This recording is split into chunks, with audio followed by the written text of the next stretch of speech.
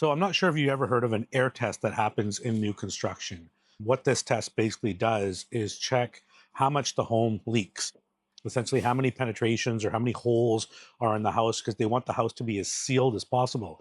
Now, the really important thing is all the little small issues you have in your build can add up to you possibly failing your air test. So let me show you something really tiny. If you look here, you can see that they've got the acoustic sealant around basically the bag that goes around that light, and then they have the plastic going over the top, the vapor barrier.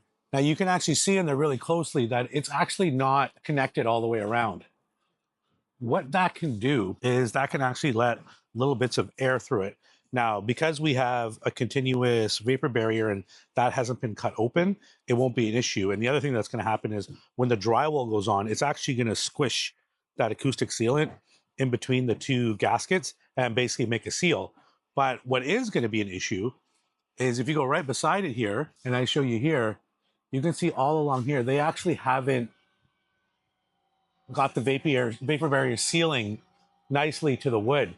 So when we go to have our air test, we're going to have to make sure that's fixed. I actually think they're going to need to add some acoustic sealant there because it's probably not going to seal properly and it's probably going to make us lose points on our air test. So once again, it's all these small details when you're building that make a difference to the quality of your build.